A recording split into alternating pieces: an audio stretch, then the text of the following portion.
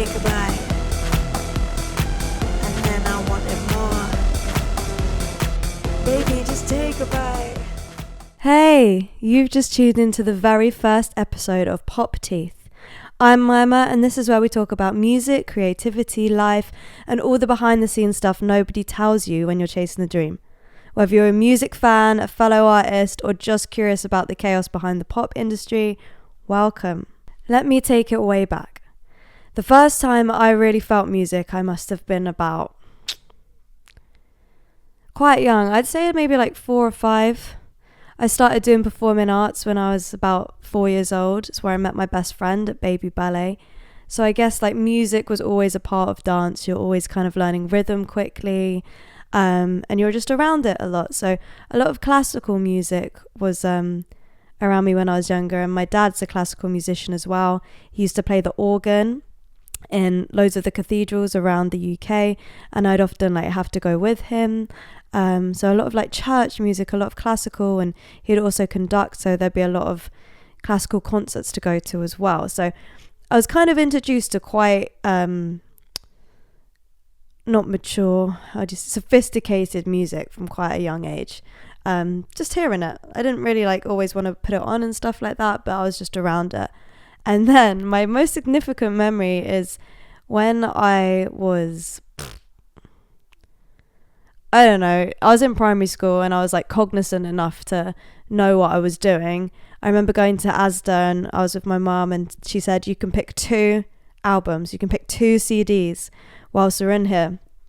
And so the first thing I pick up, the first thing I'm drawn to was Gorillaz, Demon Days, one of the best albums to come out of the UK. And, you know, looking back on it now, I'm like, yeah, pass me. You're a little rock star for picking that one out. And it's definitely shaped a lot of the way I write about things. But the second album I picked out, it was a single actually. It was Crazy Frog.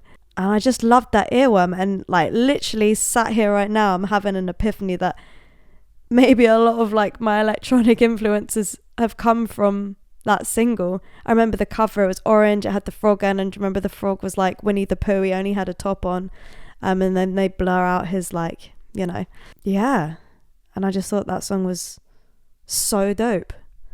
So yeah, I guess that's the first time I was really like into music. I remember listening to that album Demon Days on a CD player. I had like this pink CD player, and whenever it got to Fire Coming Out of the Monkey's Head, I think the song is, where there's like a long narrative, or it might be like the song before that, there's like a long narrative about this village where there's the happy people and the hopeless people, and it just used to scare me so much that I just have to like skip that one. And so I felt pretty badass when I got to an age where I could like make it all the way through and listen to that song. But I guess it was the moment also where I realized how much music can make you feel. And like, even though I was skipping it, that song made me feel scared. Like, how's a song able to do that? How's a song able to make you feel pumped? How's a song able to make you feel happy or confused or romantic or whatever? And then when I remember, like when I got a bit older and my hormones got a bit crazy, I was obsessed with Neo. The album that had like So Sick on it. It was just like this super like sexy album. And I would have been like 13, like daydreaming about romance and all of this kind of thing. And I just remember that album used to make me feel so excited about, you know, having a like adult relationship. And that's but it's true, like these things make you feel like these different things. So those are like significant albums for me. And I didn't know it then, but something shifted and I was like, oh, okay, cool. Like, I really like music. Is this, you know, maybe down the line, this is something that I want to do. And I also remember when I was younger, like, I was really into musical theatre. I was a theatre kid. I did dance. I was a dancer mainly. Didn't think I could ever sing. And so I remember thinking, oh, I'd love to be a pop girly. We're talking like I'm like 10 here, 10. And I had like that Now 66 album or whatever it was. And it had Girls Aloud, Spice Girls, Do you remember the Saturdays? Like all of these cool girlies. I was like, that's so cool. I could never do it, but I would love to be a pop star. And so I wrote a song that was all about like how I wanted to be like these big artists, like obviously crazy now, but it was like, I want to be like Michael Jackson, I want to be like Elvis Presley, and like having all the fame. Those were the lyrics I remember. Piss, so funny. And I guess then I thought, oh nah, I'm not very good. So I scrapped that idea and just continued dancing. And then I stopped going to theatre school like 16. I wanted to do college, and I was just like, I'm too cool for this. I wanted to experiment a little, just be a like teenager for the last couple of years. And so I did that, and I was signed up to do like musical theatre A-levels, performing arts A-levels, all of this blah blah blah. And last minute I scrapped it and I did photography, philosophy, and TV and film production, which was pretty cool. But then after that I decided like, no, I'm gonna try and go to musical theatre university, which was nuts. Trying to get into drama school when I'd been spending the past 3 years just fanning about and like not training, ruthless. But I was like 19, so I was like, fuck it, I'm gonna try anyway. And so I auditioned for one of the big schools and didn't get in, and I auditioned for it 3 times and never got in. And I was like, do you know what? Fine, whatever. So I was like, I'm not gonna go to university at all. I'm gonna just work and, you know, figure it out that way. And so I worked in insurance for like 2 years, and then that got really, really, really, really sucky. So I thought, I don't even know what I thought. I just like Googled pop music school and then in my area. And like the school came up, and I was like, and it was like free audition. And the audition was like sing Alicia Keys or something. And my singing, girl, my singing was not amazing. But I went and did it anyway, and I got offered a spot. And I was like, we're doing this. We're just going to follow this kind of instinctive route. And then I went and did that degree for 3 years, and that's where I started Mimah. And I remember in my interview, they're like, so what makes you different from everyone else that's going to come to this school? And I just like, you know, in your brain just completely just beep, like nothing was, head to mouth was not working. And I just said, because I'm a rapper. Girl, I had not rapped a single, where the heck did that come from? And she went, wow, that's so cool. That is so cool. Oh, we're going to definitely utilize that. And basically I spent my whole first year at that school trying to trying to develop the craft of like rapping, which is so like ridiculous to say now. Like I'm like getting it out of my mouth, because what a ludicrous thing to say. And so because I was like 19, 20 years old, I was like, yeah, fucking rapper.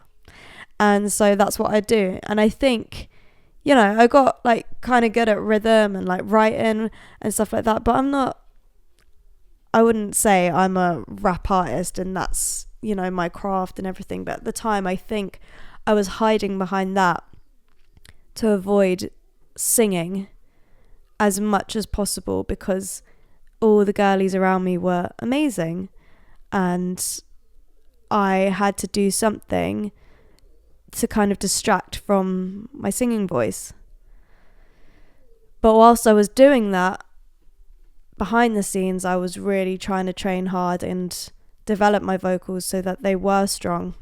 Yeah, and I guess after that, I did get to a really good place. I was starting to play a lot of shows with my band and writing loads of cool stuff. And then I got offered a place on the Masters of Pop Music program at Goldsmiths in London. And I was so proud and happy, because they only give about 10 to 12 places to people a year. And so I was like, okay, maybe this is a sign that I can actually do something with this. And through that program, I developed Mimah more. And then it kind of just flew, and there'll be a lot more stories around that. But that's initially kind of the spark of how this all happened.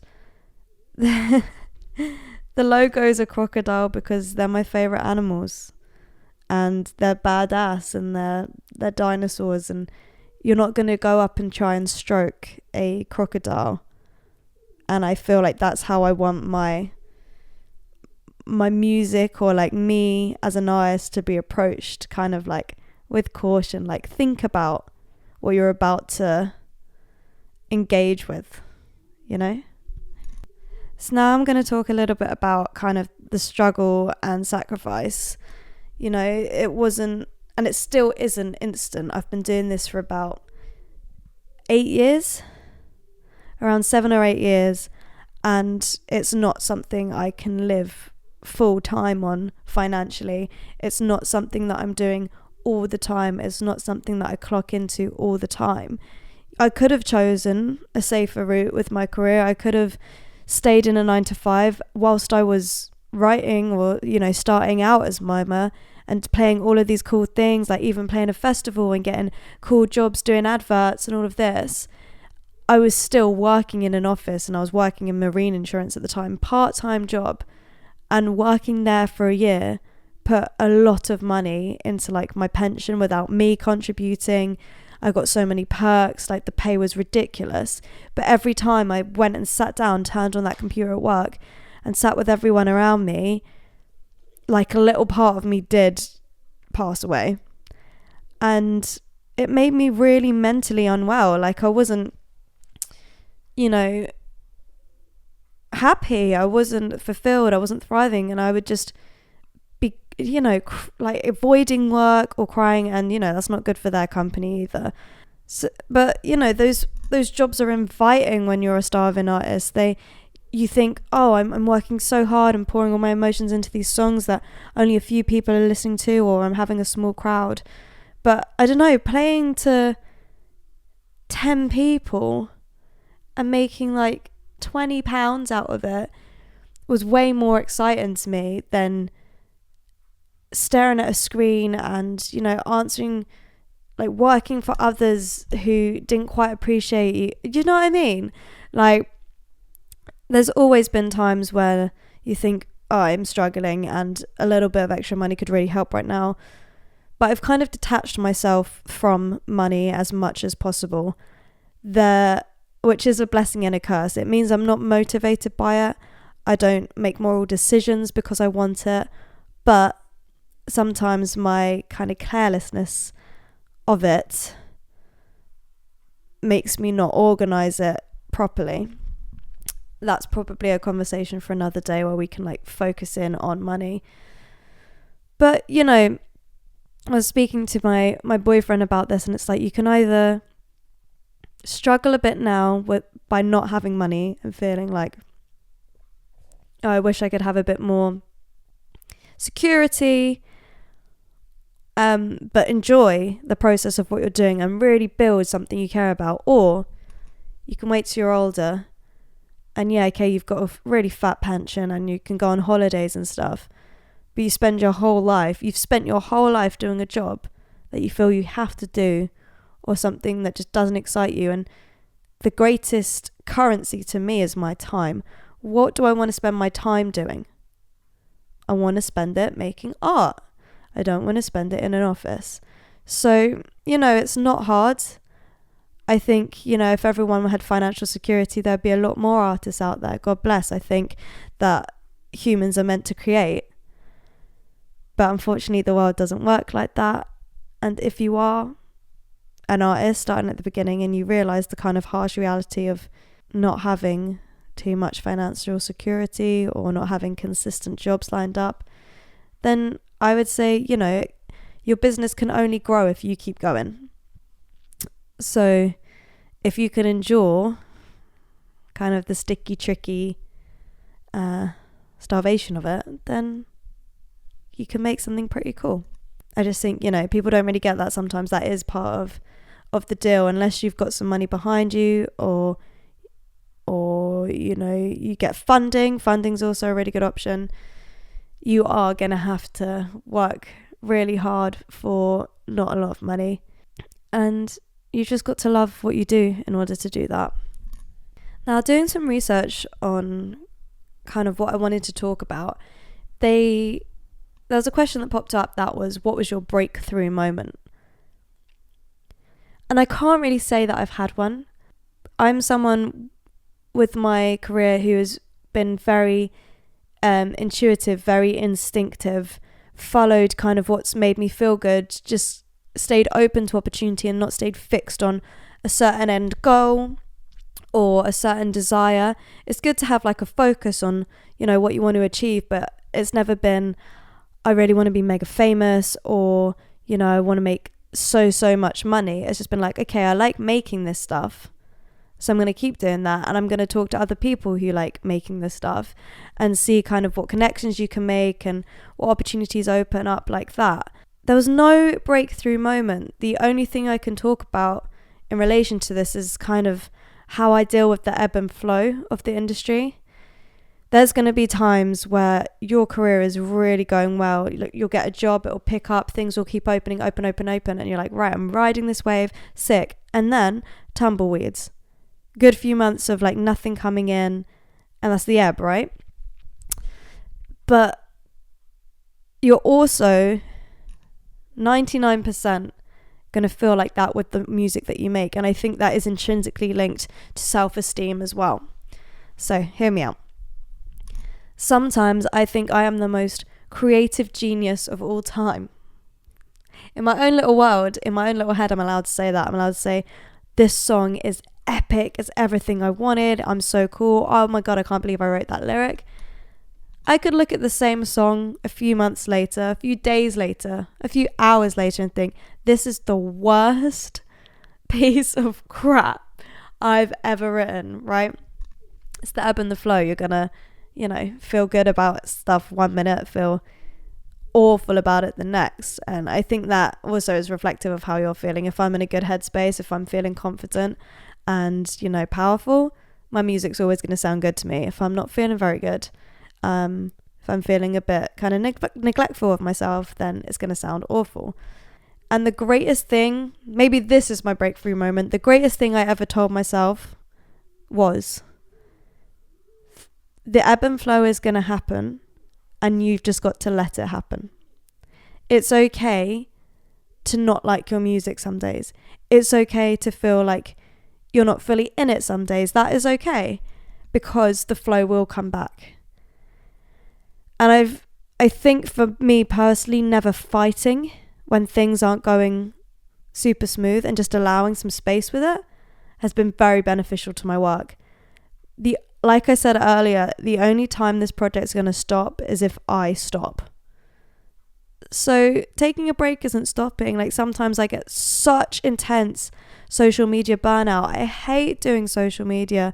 Like I'd love to do something on social media that connects with other people. My music is about connection. It's about self-esteem. It's about mental health. It's about standing up for yourself. It's about accepting others. It's about openness and partying and, processing emotion. So I find stuff like TikTok hard. I find some stuff on Instagram hard. I was also of the generation where like Facebook was invented when I was like 11, or like was started to get popular when I was about 11, and there was no algorithm. It was all very basic, and so I don't have that addiction in my psyche to be like, this is what I need to do. I can give or take social media. Do you know what I mean? And so some days I'm like, okay, these pictures are really cool, and I love photography so much. If I work with a photographer, we get some really cool shots, and I love sharing those. But I wanted to do something that connects me more to others, and I've always really, really wanted to do a YouTube kind of series or podcast, and everything's always felt awkward, or like I've tried to do vlogs and they're just boring. Like, who wants to see me go to the gym? Like, do you know what I mean? But today I woke up with this like energy that this is the time to do it. So maybe right now with all you guys with me, this is my breakthrough moment, and actually, it really could be where I've decided that I'm gunning for it now. And then I guess, now I'm all in. So for this kind of last little segment, I just wanted to take a moment to maybe like do some reflection. And I guess if I could talk to the version of myself starting out, so let's take it back to 2017, like 19 years old, I'd probably say to young Jemima, I'd probably tell her that, I like look back on it now, and I'm okay with where she was at. Like, when you're that young, you're so malleable. You're still in a place where, like, you're trying to find your identity. And then alongside finding kind of Jemima's identity, I was creating this whole new persona as Mimah. And I chose to keep the name very similar because I wanted to be a kind of facet of me. I didn't want to completely transform into someone else and have like this big stage name that kind of, a bit like drag. I didn't want to just like turn into someone fierce and powerful and amazing and to escape who I was. I was pretty okay with who I was. I just wanted to pick all of the cool, edgy, maybe vulnerable parts that I didn't quite allow myself to be fully as Jemima, and give myself permission to only be those things when I was Mimah on stage and in interviews and stuff like that. I also, because I was trying to find my own identity or Mimah's identity, whoever, Mimah was brand new, right? So I didn't know where I was starting. I wasn't a musician. I'd come from musical theatre. Naturally, I'm quite a organic lyricist. Like, I can find patterns and poetry quite easily. And I was originally writing love songs. I went through a few heartbreaks in university, which probably like felt awful, but probably was a great aid to my songwriting.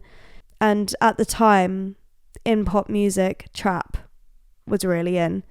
And the guy I was like in love with at the time was really into it, and he'd like write me trap beats, and then I'd write over the top. And kind of my current discography that you'll see on Spotify, Apple Music, all of that jazz, the older stuff you can hear is like, it's slightly inauthentic, I would say.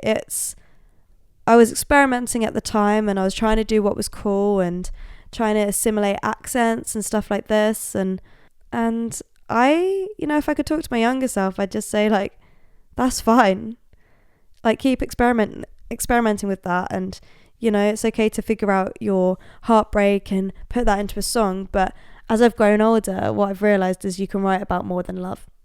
You can write about interesting concepts. You can write about opposing opinions. You can talk about just like kind of fantastical stories, and you can make things up, and you can be weird, and you can kind of get into your subconscious, and you can write like surreal stuff. And it doesn't have to be always about the sadness of love and the heartbreak, because that got a little boring for me. And I think I would say to my younger self, you were a lot more than just being sad over a boy. So why don't you try and write about things that are actually happening? Because a lot of big stuff was happening socially and politically when I was at uni, and you could have written about that. But I don't live in regret. That's just a thought to have here and now. Yeah, I'm pretty proud of where I've grown in certain areas, what I've taught myself, what I've learned from others, where I've been. And I'd love you guys to kind of follow me on this journey. Stay tuned to this podcast, Pop Teeth. I'm calling it Pop Teeth because it's something that I want you to like sink your teeth into. Like, this is the first time, my breakthrough moment in my career, where I'm really going to sink my goddamn teeth into everything that I'm doing. And hopefully I'll get lots of my friends on here who are also musicians to talk about kind of their journeys, what their struggles are, what kind of music they make. And I think it would just be a nice platform to have people talk about their journeys, because every young artist journey is completely different. Some people have had higher highs, some people have had lower lows, some people have had really quirky outcomes, some people have had jobs that like no one else could do. I just think this is going to be a really cool place to have those conversations, and to hopefully also make other young artists not feel so alone. And if you just like music and you're just a bit nosy and you want to know how it works, kind of the effort it takes, the little tricks of the industry, then this is definitely the right podcast for you. Thank you for being here. If this resonated with you, please subscribe to my YouTube channel. You can find my music through anything like Spotify, Apple Music. It's at Mimah, Mimah. I'll tag my Instagram, Mimah Music. And I'm just really, really excited. I'm really excited to get to know you guys as well. You know, I talked a lot about wanting to kind of connect with the people who want to listen to my music, who are just interested in this podcast. So please leave a comment if you want to have a chat about anything or have a question, or just make yourself known. And I'm really excited to grow this community. I also want to do track of the week, and I didn't prepare this.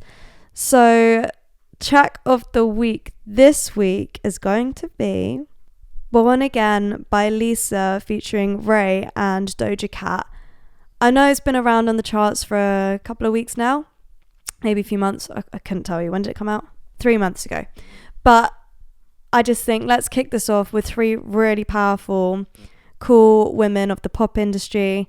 Lisa from Blackpink. We've got Ray, the incredible vocals. She's literally, I'm older than her by like a couple of days. That's nuts. But she's, yeah, just insane. And then we have, oh, of course, Doja Cat. I just think like to see 3 women collaborating on something that's kind of, you know, edgy and really catchy, and each artist is really unique and different, and to put them all together, that's, I don't know, really interesting for me. I didn't plan that track of the week, so that's off the top of my head. I guess that's one that I will go and listen to now. And if you also have any recommendations, put them in the comments, and I will also start to put together a playlist on SoundCloud or something of everything everyone enjoys, and then we can build a big playlist together and start listening to each other's music. Thanks for listening to me ramble today. I'm Mimah. This is the Pop Teeth Podcast, episode 1, and I'll see you on the next one.